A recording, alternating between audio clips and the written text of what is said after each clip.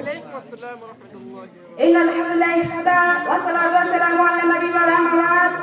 فأعوذ بالله من الشيطان الرجيم. بسم الله الرحمن الرحيم.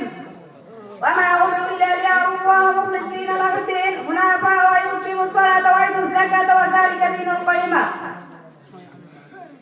Honorable speakers, my teachers and my brothers, you are welcome.